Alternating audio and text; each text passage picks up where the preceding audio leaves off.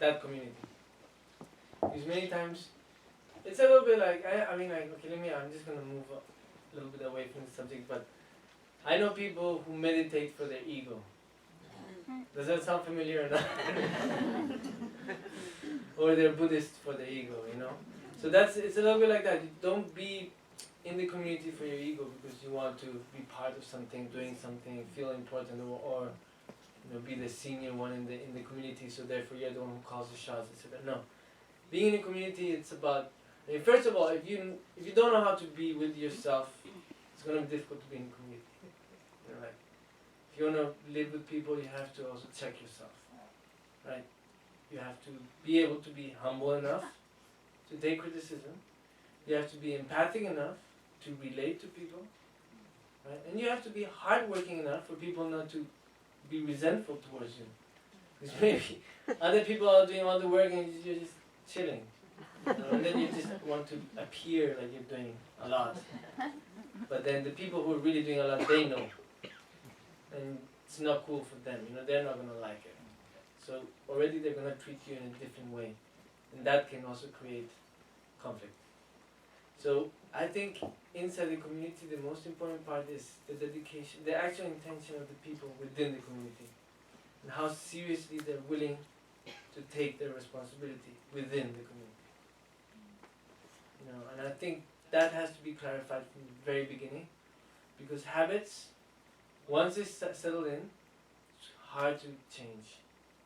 So from the very beginning, if there's a training program for people to integrate into the community properly, to know what the job is, how to deal with, maybe the situations like that, then it implements a habit, a pattern that stays or improves. That's how I feel.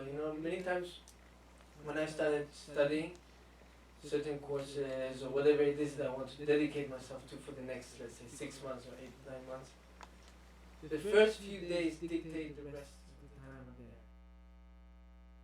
Basically, that's how, for me it works like that, like the first week, whatever I get used to doing that first week is probably going to be what I'm going to be doing for the next 6 or 7 months, if I'm staying there.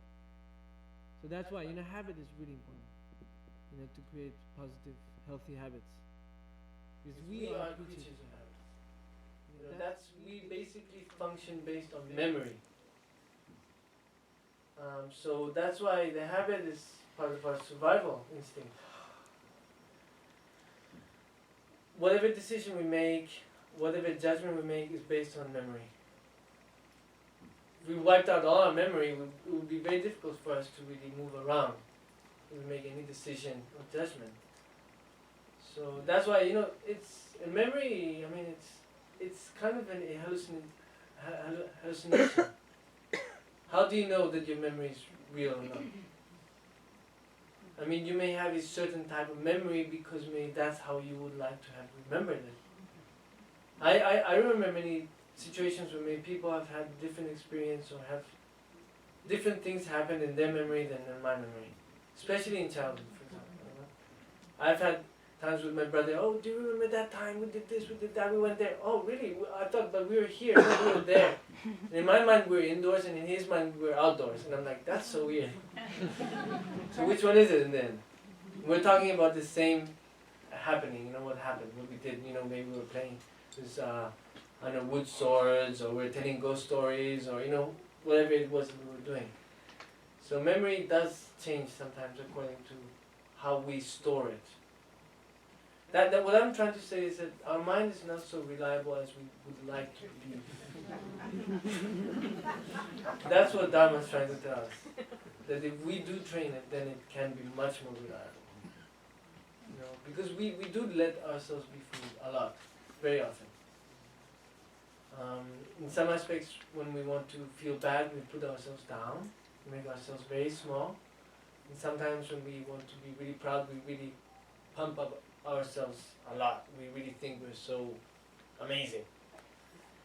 Which is good. Both are good in a way, but in a balanced attitude. That's, I think, very important. We really. That's, what the Lamrim Chenmo teaches us. What I got, at least, one of the important things that I kind of like learned from the Lamrim Rinpoche was a middle path. You know, in every aspect there's always a middle path, and I think extremes are not healthy, whichever it is, whatever it is. Even if you want to practice, you know, you want to meditate for 10 hours every day, force yourself. Even your knees are hurting, your back is hurting. No, I'm going to do it. Eventually, it's going to be counterproductive. It's probably going to be, you know, not a very good effect. Maybe, depending on the person, obviously.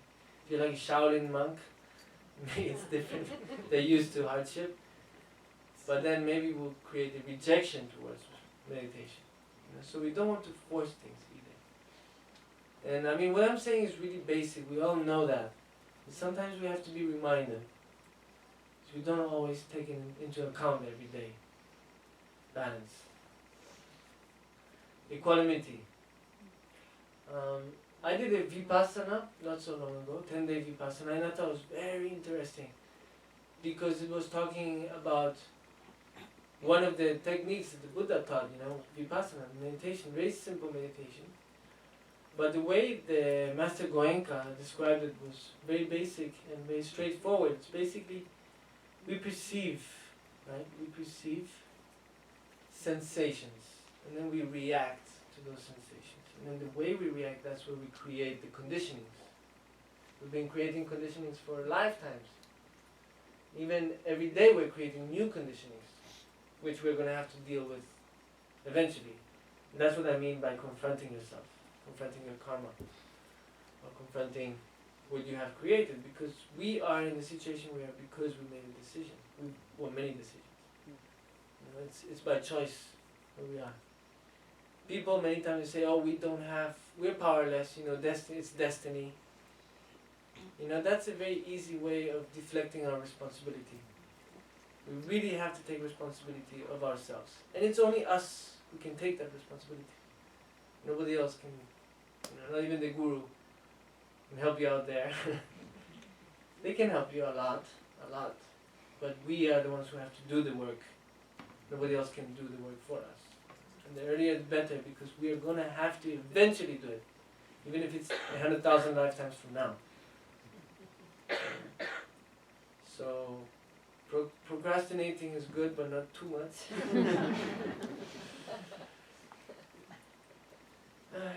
Yeah, so community. I think if you want to be part of the community, you really have to work on yourself. That's number one. If you don't work on yourself, then it's going to be difficult for you to be part of the community. And I think that has to be clarified from the beginning. You need to really make sure the habits are very clear, the way you're going to communicate with people, the way you know, there's certain aspects within the community that you really have to respect from the beginning, so that you already created, and everybody resonates with that. You know, so everybody has to be true friends. Okay. Does that kind of, do you want me to talk more about that, or is that? It's okay? No, it's good. You don't seem very satisfied. Happy but unsatisfied. Does that go together? Yes. Okay. Number two? Would you consider speaking to us in Tibetan language for a minute or so? Tibetan language. Nobody speaks Tibetan here. Yes, but I'd like to hear it. You would like to hear. Okay, what do you want me to say? Something profound. Something. You got the wrong person. I only know Tibetan slang.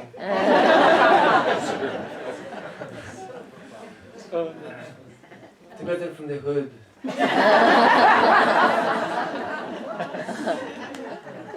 I mean, say if you want to say hello, you want to greet someone, you say Tashidelek.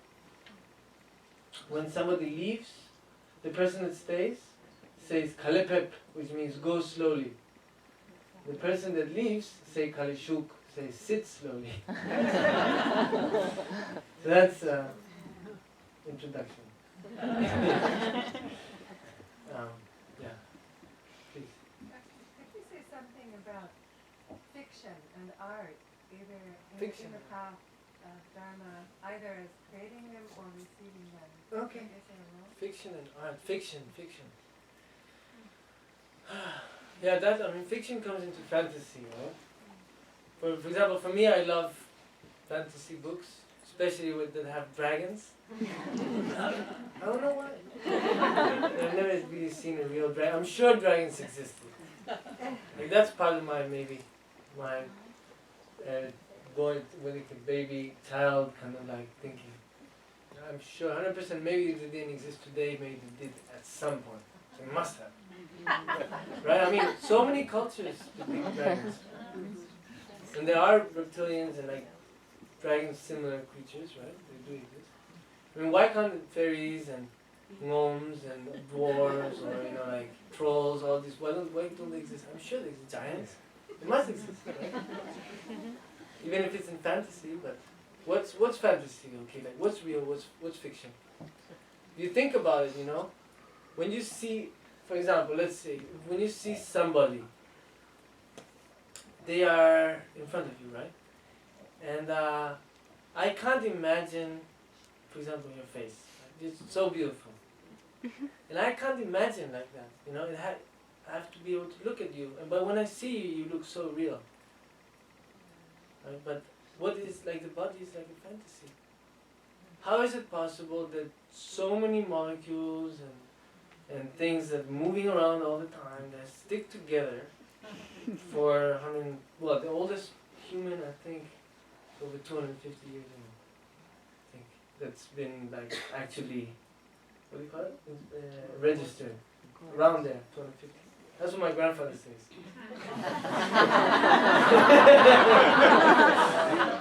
But I mean, it's a perfect machine in every aspect, in every level. Like, we have no idea. We probably only know about 1% of its actual functionality. We only probably use about 1%. It's infinite. Human body is infinite. It represents that fantasy, at least in my mind. When I see the human body, it's too good to be true. It's almost fiction. If you think, the thing is, this is the issue, that we get used to things. When based on memory, right? So we just kind of fall into this kind of comfort zone where we don't really care anymore that much. It's not new, so it doesn't surprise us, it doesn't astonish us, we don't have any wonder for it anymore. And that's maybe a little bit what I'm talking about when you're a child, you know, everything is possible. For example, with my son, I'm never going to tell him fairies don't exist. I'm totally going to go with the flow, and I'm going to totally act like, well, I just saw a fairy right there. I bet he'll see them. I'm sure he will, even though I don't see them, right? I mean, that's up to me, right? I mean, each person decides. But I think fact and fiction are almost borderline, at least from my kind of, I don't know, maybe I'm a little bit too over the top, but I love it, you know. I mean, I grew up, fantasy was one of the things that helped me survive in the monastery, actually. I used to just like imagine things. I learned how to drive in the monastery by imagining that I was driving. So when I actually, for the first time, did take a car in Kathmandu when I was 13, I ordered the monk, let me drive. And he said, ooh. I remember his name is Shempen. He's still in Kopan today. Every time I see him, I thank him. Trusting me. Like when I pressed on the gas, I wouldn't see the road anymore. I would have to look through the steering wheel. So like basically like half standing to press the gas and through the steering wheel to see where I'm driving. The guy trusted me. He's like, okay, if you want to drive, drive. Just try to stay in the path, right? Try not to go out too much. Yeah. So, and I knew how to drive already. Why? Because I learned through my fantasy. Right? I used to visualize driving. So, okay, how does the gear work? Okay, number one, two. I have to press here, then let there go, push the other one. I actually would ask people how it works and practice it in my mind. So the first time I took a car, it was completely natural. Maybe it was my past lives. Good practice, I don't know. Lama Yeshe crashed many cars. One time I think he even left the car hanging by at the cliff, half dangling, his sports car. Was it a sports car? I'm sure you know. I mean, Premo, right? Is it Premo? Yeah, I think, wasn't John? Weren't you? Whose car was it? Was it Mary Mac's car or someone's Mazia's car? It was a really nice car and he left it dangling in the cliff. Literally. He's like, okay, I'll just park it like that. Hope for the best. It's not scratched. Lama Yeshe used to get pissed off when the cars got scratched. That's a funny story. I remember when teaching Lama to drive, he was fearless. He was fearless? Ooh, that's not good. Yeah. I remember, well, who was it Max Relic, I think told me the story. He was Lama Yeshe's chauffeur in Tushita Dharamsala. So every time Lama Yeshe would come, he'd take Max by the hand, walk him around the car, and if there was any new scratches, he would get furious, like wrathful. What is this? There's a new scratch in the car, like that. So when I was a baby, turns out like he was holding me or something. I was like, pointing at the car. Oh shit! Oh, I'm in trouble. And then there was a new scratch, and it's like hitting him or something like that, or getting like pissed off at him. I was like, oh my god, Lama's back. I don't know if it's true or not, could be his fantasy. That's the thing, once time passes, you never really know what really happened. People tend to change their versions. Like for example, that a really good example is between couples. You can I think that's so typical. Like there's a story, something happens, some conflict, whatever, and you talk to one person, it's completely different from the version of the other person. Totally, and both of them, their versions are probably real for them. But which is a really, really real version? That's my question. That's what Dharma was trying to clarify for us, actually. Through all that confusion, boom, suddenly we have a treasure. And it's been brought to us through thousands of years of people practicing, in a pure form, having realizations and transcribing it, and, through the experience, and then also at the same time interpreting it, simplifying it for us. So of course, on one side, it is an interpretation, of the original teachings. If you think about it, at the time of the Buddha, if you wanted to listen to his teachings, you couldn't go on the internet and make a reservation, take a flight, and then get the best seat with the speaker right next to you, or even a translator. You would have to find out about it, first of all, and then maybe you would have to make a journey of 3-4 months, probably walking. Anything could happen in that journey. You could die from any sickness, dacoits could rob you, kill you, you could get lost. Anything can happen, basically. And after those 3 or 4 months, once you get there, maybe all the nice seats next to the Buddha are taken. Because people have been there, arrived there a couple months before and they already reserved their seats.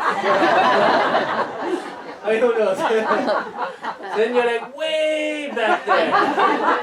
You can barely see the Buddha. You're like, oh. So how am I going to hear what he said now? So whatever you hear is basically the interpretation number 10 or number 15. So that person heard it, and then he explained what he heard, and that person explained what they heard. How are you going to really know what the Buddha said if you're so far away? There's going to be a lot of people listening, right? So, and maybe even the language he's speaking is a language that you don't speak. So, what was the language he spoke? Pali? Pali, was it? Pali. Is it called Pali? Yeah. Hybridized Sanskrit or something. Sanskrit, yeah. It's a hybridized. Yeah.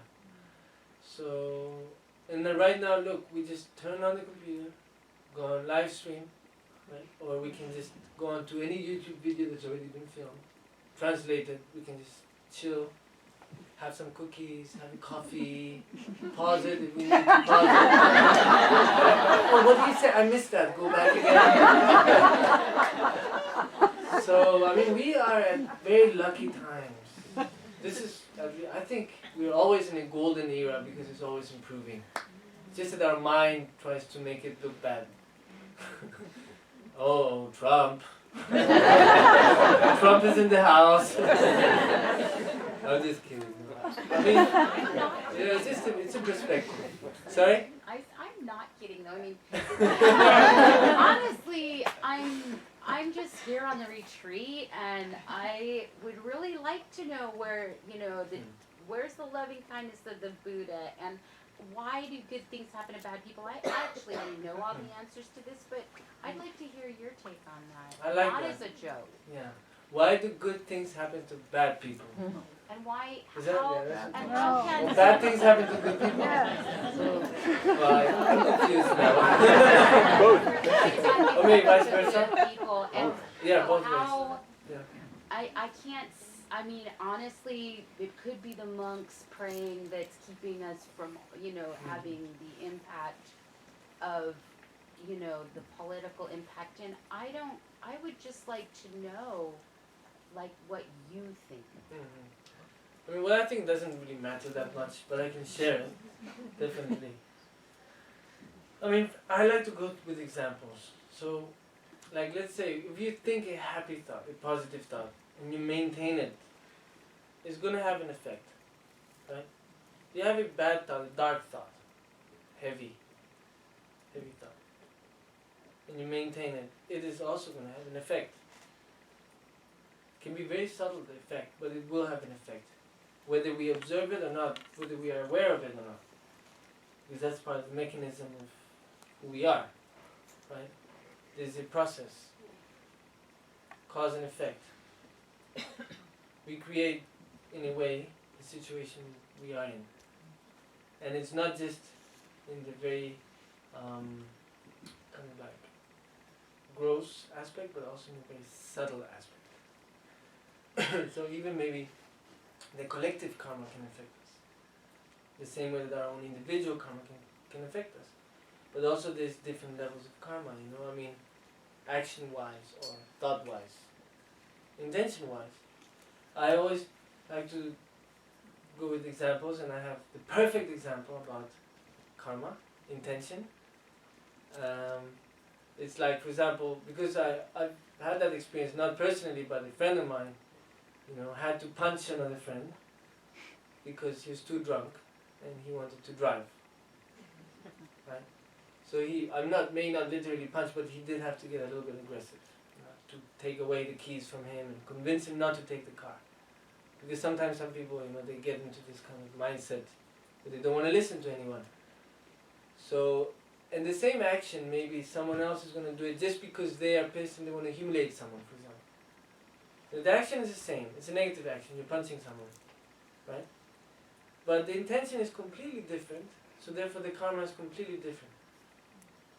The friend may have a little bruise in the morning, but he didn't kill anyone while he was drunk driving, or he didn't kill himself either, right? And maybe the other person who got hit with the intention of wanting to humiliate them, the way they feel in the morning can be very different, So being grateful, they may be feeling very sad. And the person who did the action also, maybe they're a violent person and they enjoy doing that, but deep down inside, they know they did something wrong, and that's going to stay there. It's a memory. It's karma.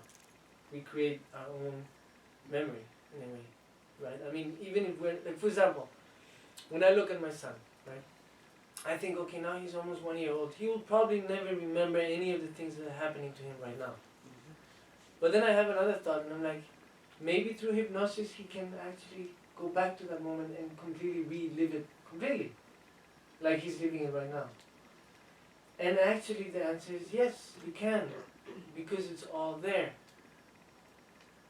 All the memories are there, clear as light. Okay, so, it's just a matter of really being able to take the time and the effort to be more conscious and aware of those subtleties. If you work enough, you can remember the time that you were in the womb of your mother. It's possible. actually is one of the type of meditations. It's one type of meditation which is going back memory lane, recreating your life, and every time going until you can even go back to your past life. Some people take drugs for that, but I recommend meditation. Yeah, I mean, we want things fast, we want it now, but in the long run it's not really that helpful, because it only creates more confusion. Lama Yeshe used to say, drugs is like putting more samsara on top of samsara. We already have samsara, why do we want to complicate it anymore? For some people it may give them some insight, but as long as they keep it that way, it's fine. And many people, they don't want to keep it that way, they want to keep it as a lifestyle. So, I mean, personally, I would love to be able to help many people who are suffering a lot in that aspect. People who are dependent on external agents, substances, or they have addictions. There's many different types of addictions. There's even addictions of suffering, you want to be depressed. So you're addicted to being depressed. There's people like that too, So there's so many aspects of our mind. And the earlier we are aware of that, the better. Because then we can really start prioritizing our time. Because, I mean, most of the time, we're kind of like wasting our time, because, I mean, what are we really doing? How are we really benefiting our next life? Have you thought about that? Have you thought about how you're going to benefit your next life? Or how you're going to benefit the people around you?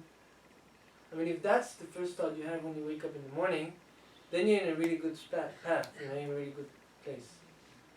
Me, my first thought in the morning is, I want to sleep more. Me. I'm too lazy to get up, or I don't know, like, it's all about me. That has nothing to do with anybody else, it's just me. And I wish I would wake up and not think about others, That I'm working on it. Hopefully, eventually that will be the case. But at least I'm aware of it, right? So, and I know, one of the things I'm aware of also is that the suffering that I have is created by myself. I cannot blame anyone for my own suffering. First of all, because of the attitude I have towards that suffering is also my choice. And second of all, the way I deal with it. How am I going to deal with that? Why do I look for the cause, or do I just medicate myself or forget about it in a certain way?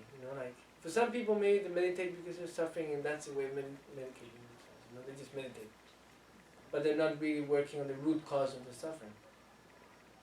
Maybe it just makes them feel better. That's it. But on the long run, they're going to be more confused and more frustrated. So we really have to be aware of all these aspects and start to really work on those small details which make up the big detail in life. Because eventually we're going to have to,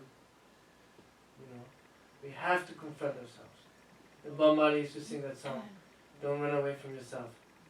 Like, keep running away from yourself." Something like that. Anyways, you get the point, right?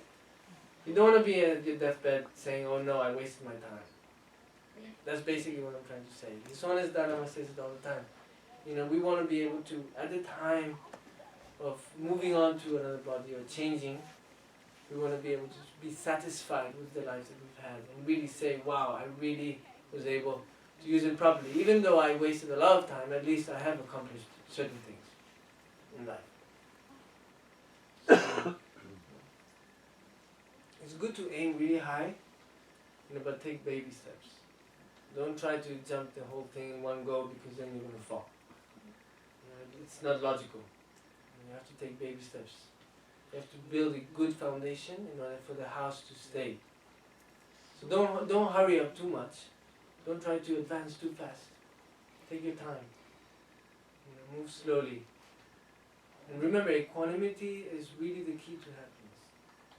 So we have to really stop conditioning and reacting to the sensations that we perceive. The more equanimous, the better. The more happy we're going to be. Really, I'm not joking. When I'm sometimes with the mother of my son, it gets really hard to be a quantumist. So that's why I'm trying to really push. I mean, I'm talking for myself. So I guess maybe for some people also it's difficult in certain situations and contexts, circumstances in life, depending on the external agents that come. Our mind, goes into a certain pattern. So sometimes I do that sometimes. Certain aspects. Maybe somebody says something to me, and then I kind of like get unhappy based on that. I let someone else's suffering affect me. Or maybe someone is suffering and they talk badly to me, but instead of having compassion for them, because logically if they talk bad to someone, it means that they're suffering, right? Otherwise, why would they talk badly to anybody? So if you're aware of that, then you wouldn't take it personally. But me, my ego is so big that I take it super personally. So then I immediately get affected. And my mind starts brainwashing myself, like, oh. But what does it really mean? It just means that person is suffering and they may be asking for help. I mean, as an example, that case that happens a lot in relationships. We want attention or we want a detail. Many times we don't even want the person to answer us. We just want them to listen to you. Basically. So maybe you're complaining a lot about something, and the person you're complaining to maybe think they're criticizing them or blaming them for something. But actually they just want to talk about their problems. They just want someone to listen. That happens to me too. I misinterpret it many times. People misunderstand me and take it in the wrong way, but maybe I just need to express myself.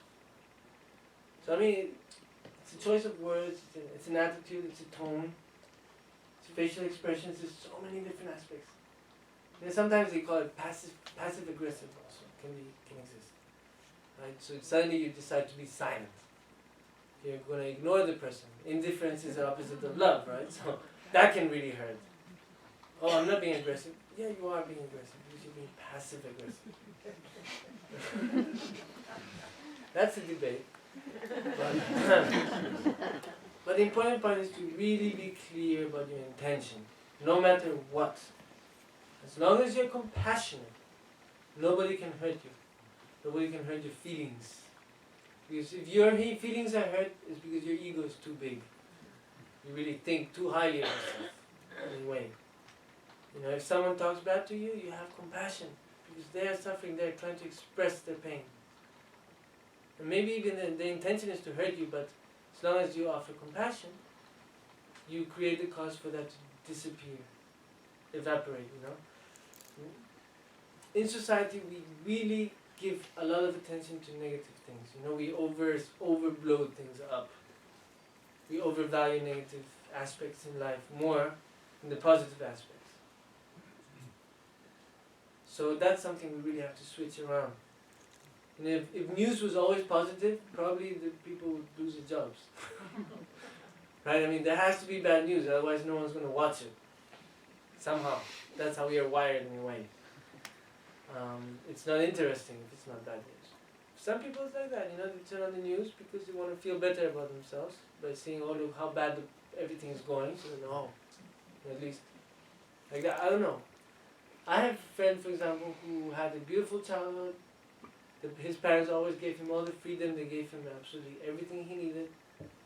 But the thing he remembers the most is that one time his mother slapped him. That is what really stayed with him throughout it. That's like, what is the thing that you remember the most from your childhood? That one time my mom slapped him. Why is it that it's such a big deal for him? That. When absolutely everything else was really positive.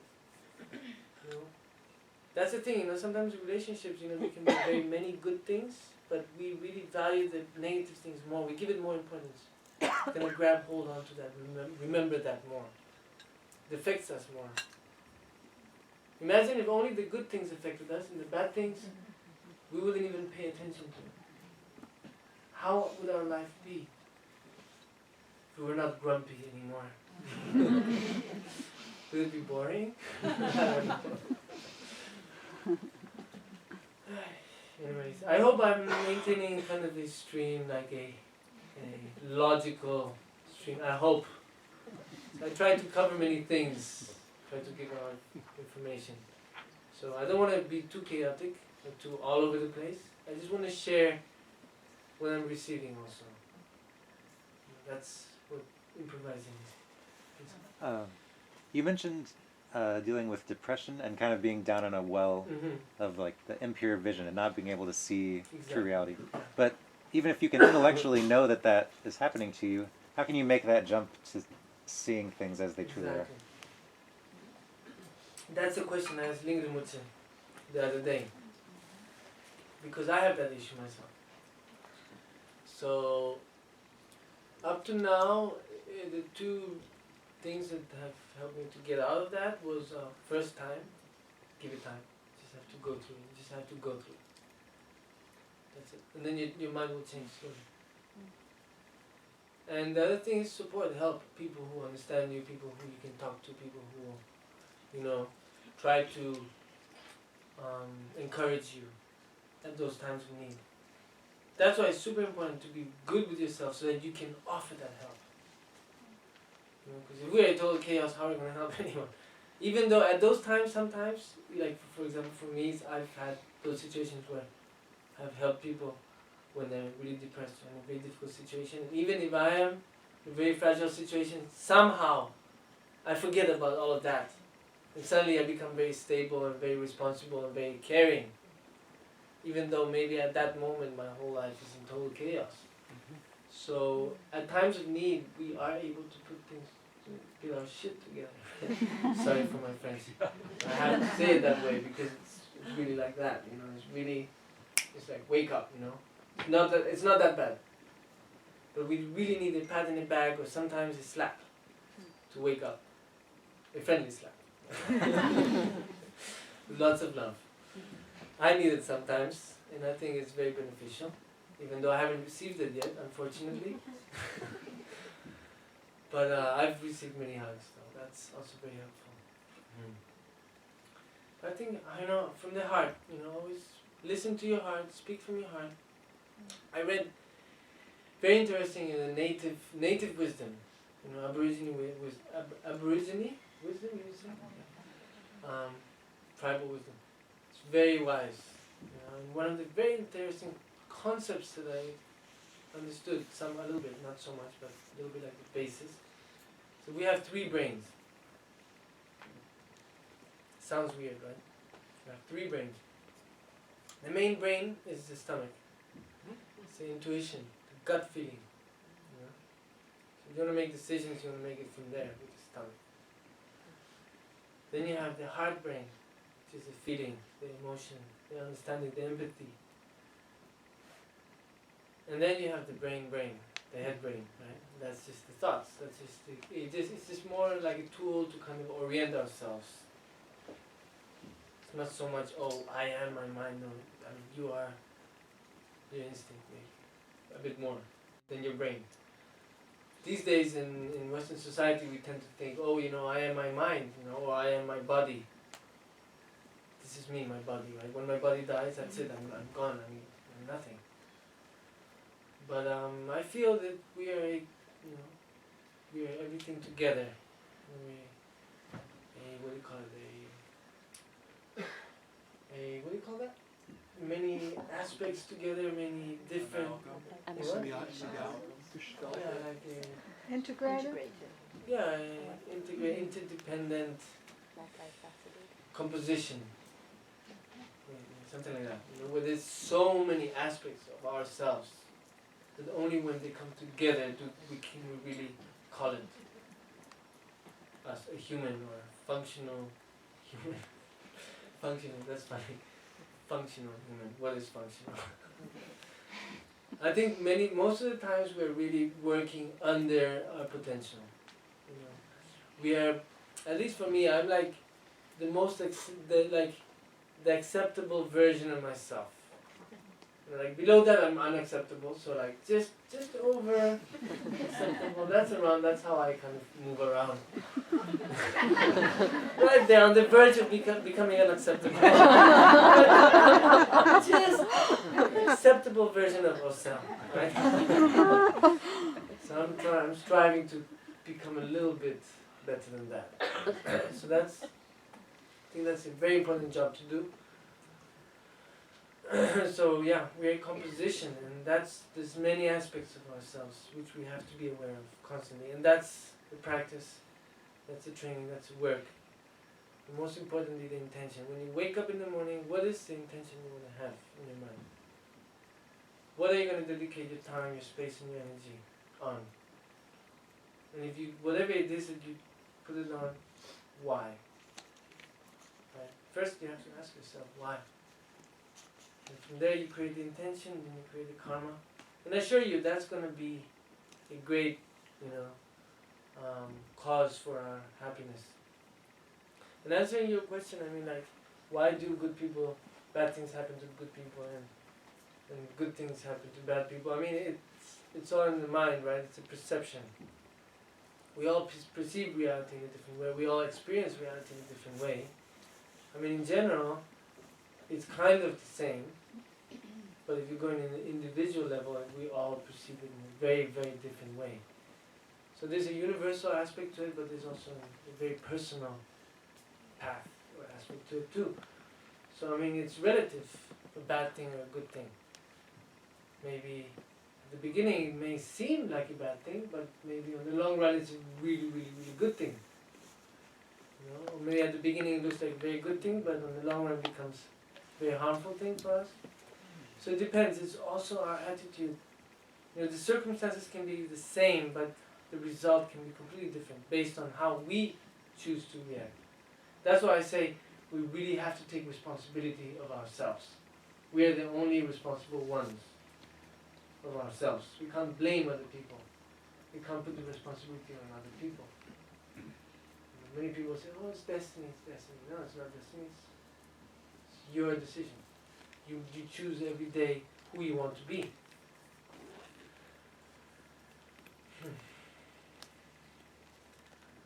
Yes? If that's the case, then how do we handle our teachers' teaching when they invite us to follow His Holiness or themselves as our teacher? Well, I mean, this is the thing also. We are in 2018 now. And many of the concepts that we follow from the text are based from thousands of years ago. So society and tradition and the situation, the circumstances have changed a lot since then. Happiness. The sound of joy.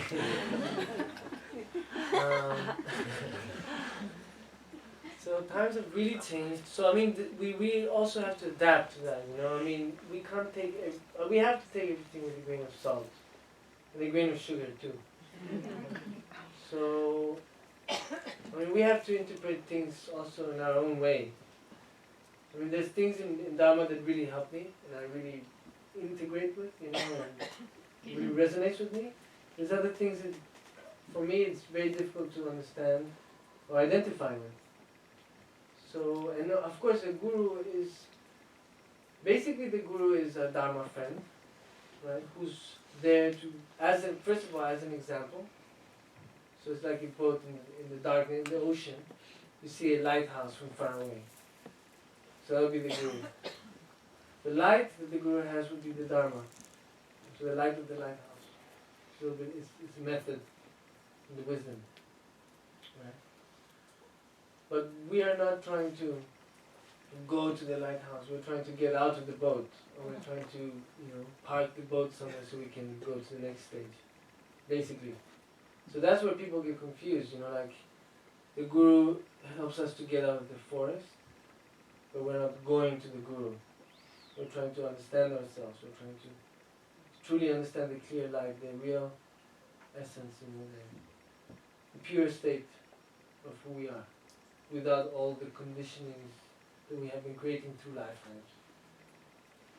So that's why people confuse it a lot.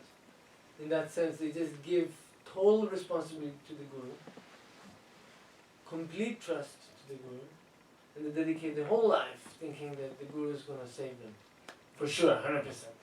And if not the guru, the reincarnation will save them for sure. Right? I don't know. Personally, I mean, I'd love to believe that, but yeah, I think that's fantasy. We know now. I'm 33 and not much has happened yet. So, you can drop that fantasy. It's not happening.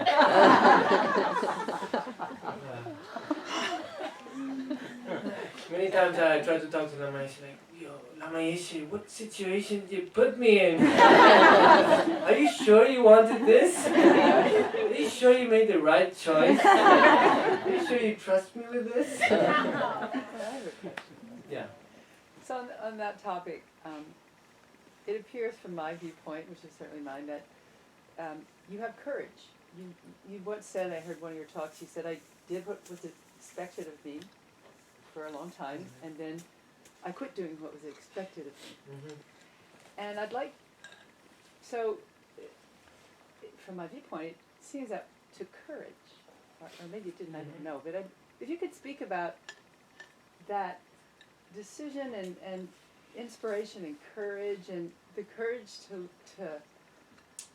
Yeah. live within structure, I but yet, understand. live from our own inspiration. Okay. So let me explain a little bit about my experience of courage. When I was younger, like 16, 17, I used to love to go cliff jumping. Right?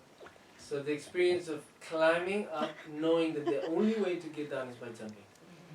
Because it's so steep, there's no way you can climb down. If you climb down, you're definitely going to hurt yourself. Right? So the whole way up, it's like pure adrenaline. And you're like, no ropes, obviously, it's in the ocean.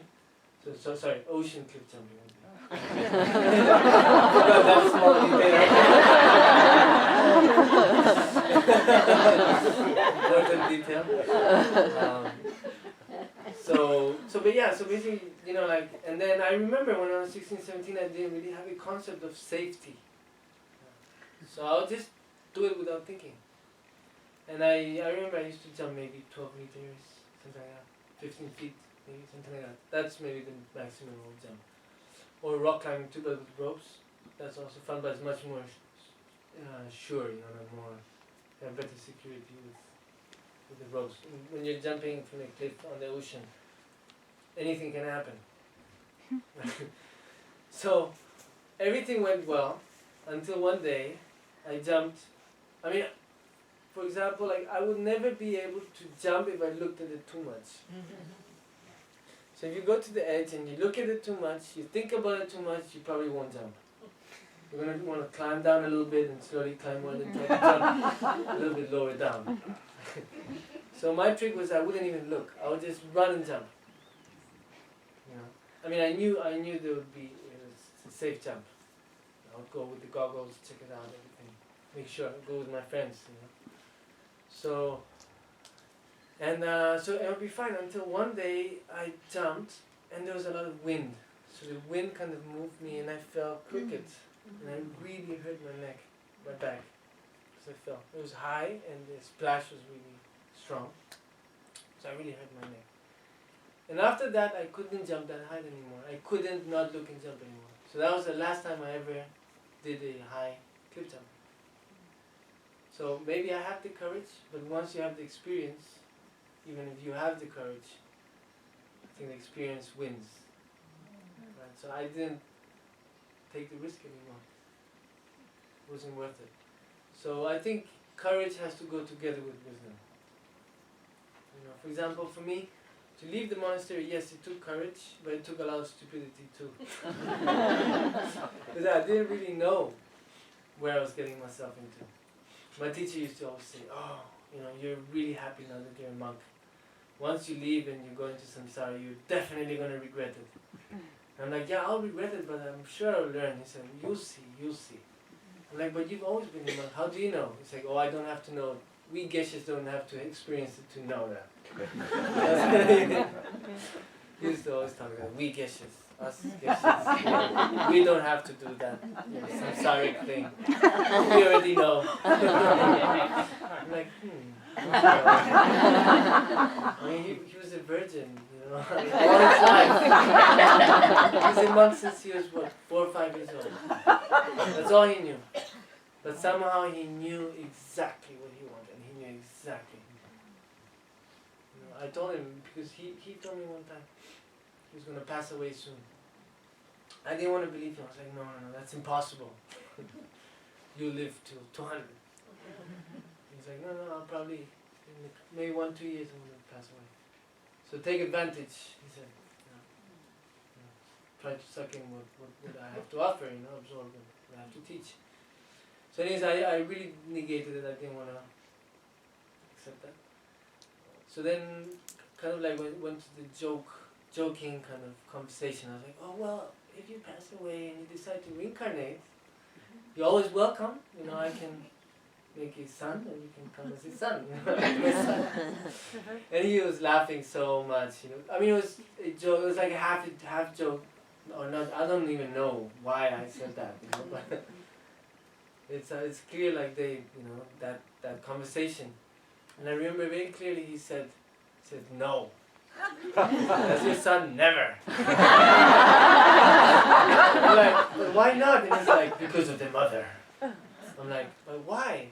And he's like, because Western mother will never let the son go to the monastery. They'll make many obstacles for the son to go to the monastery. They'll be too attached. And I said, well, I can find a mother who's unattached. And I'm like, and I can teach you Tibetan and Buddhist. And I can learn English. They always wanted to learn English. And you can learn English and you can learn how to play the piano. I was always curious about these things. So that was really interesting. And so I said, I'll try to find an unattached mother. I'll think about it. He said, no, actually I want to be reborn as a Tibetan. I said, but in Tibet it's very difficult. Reborn as a Tibetan in Tibet, it's very difficult sometimes, the situation in Tibet right now, under the Chinese government. So, like that, that was the conversation. But then he finished up the conversation saying, but he said, don't worry, if I'm reborn as your son, I'm going to make it really difficult for you. That you gave me such a hard time, I'm going to give you even harder time. Because I was a real rebel, It was very difficult for me to listen. I wasn't obedient. I wasn't an obedient child. It was very difficult to handle. Very problematic. Yes. So he was just joking with me. And the thing is now, like, I talk with the mother of Norbu, my son, talk about the monastery, and it turns out that she's the one who wants to put him into the monastery. And I'm the one who's like, let's just think about this a while, let's wait a little bit. I'm not sure I want to put my son into the monastery just yet. He's 7 years old, if he wants to. Let him make that decision, right? And then brainwash him into not wanting to get No, I'm joking. But I think it would be a great idea, but I'll definitely be close by. For me, I think it would be important to check up on him and make sure that he's not too lonely or too isolated, from his native culture, let's say, or his family. So I would offer him everything I didn't receive, and I'll try to avoid him receiving all the bad stuff that I received, which is part of learning, obviously. So I'm really grateful for the situation that I was given. It's what makes us, If we don't, that's why they say, we're very lucky to have a human rebirth. Why? Because if we were gods, we could never practice Dharma. Because we wouldn't have the awareness of, or even the desire to practice. Because we'd be enjoying so much all the time, we wouldn't even think about it.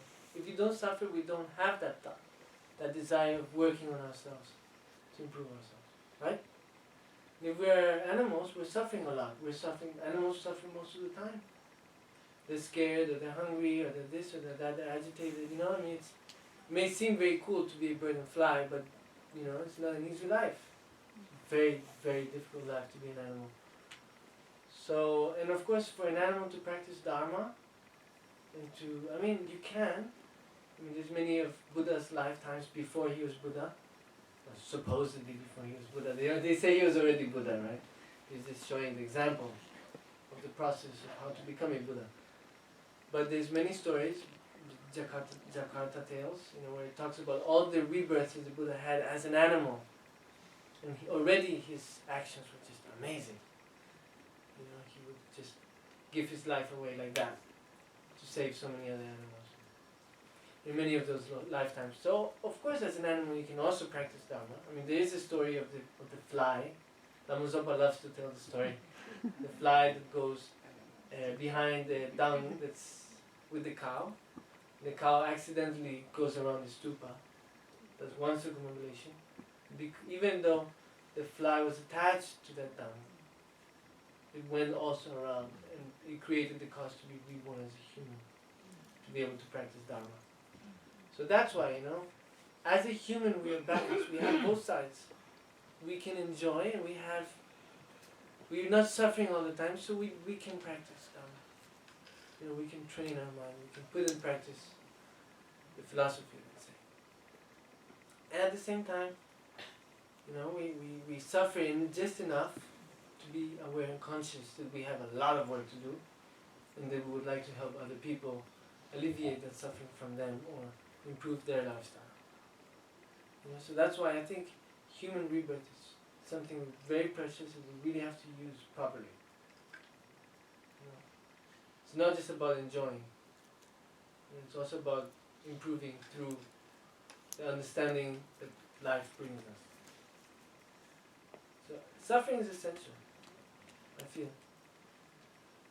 We are all trying to run away from suffering, but sometimes we use the tools that we receive to keep moving, to improve, and to help other people also.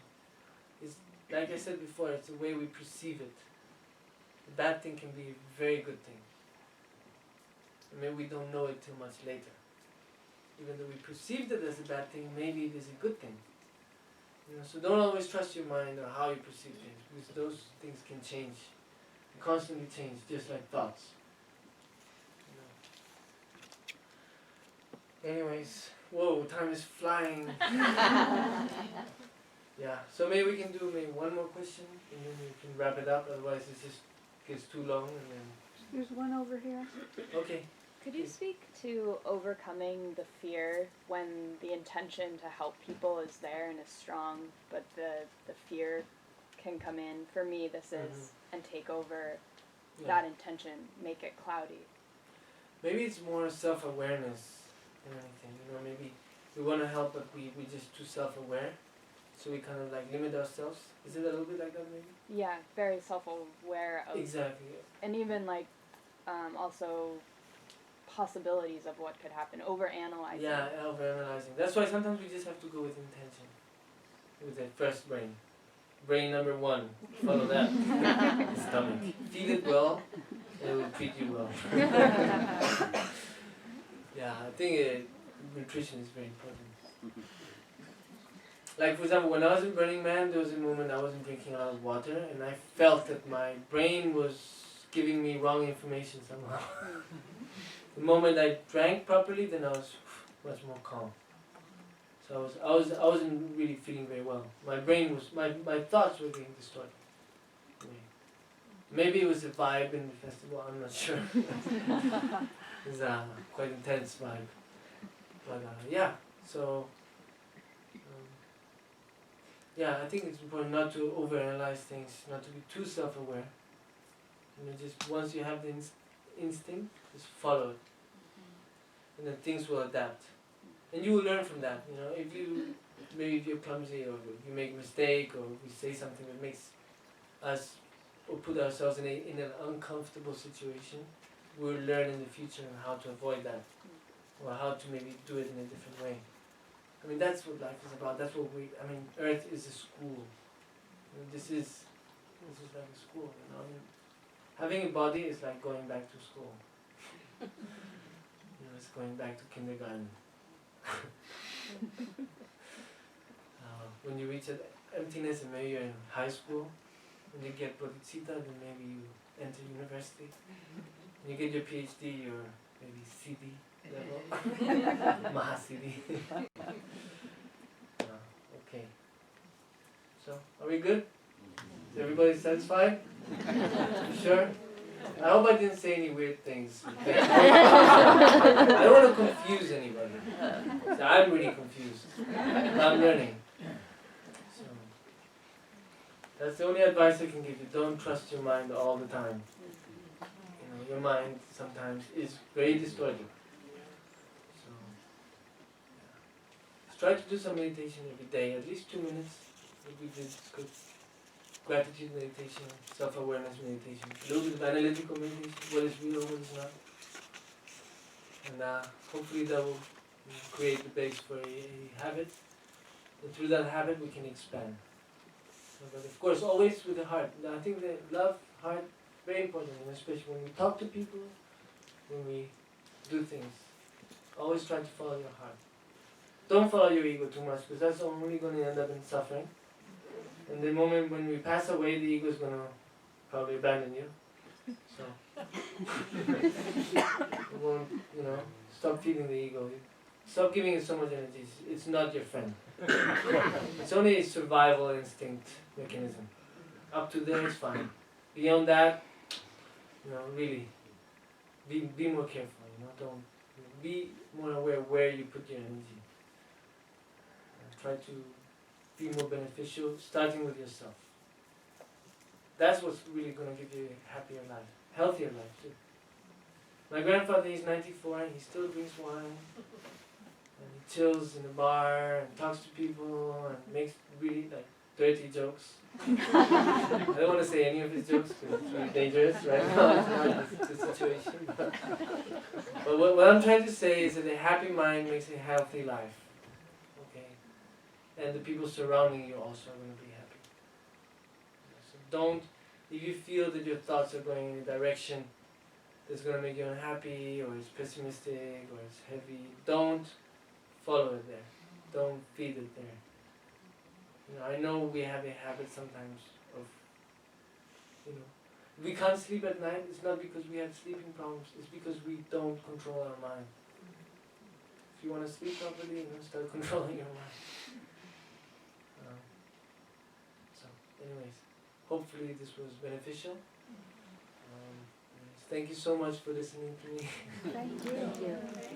Maybe we can dedicate this time and space, energy, to benefit as many sentient beings as we can in this lifetime and all the next lifetimes, and sentient beings of all the dimensions of all the times.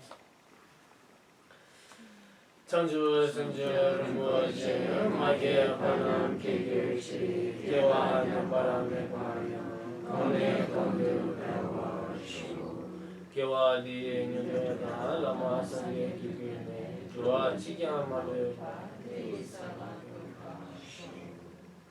Kare Rame Kore Shinkante Pendam Dewa Madu Jome Shinde Siwa Tensi Gyasoi Shape Site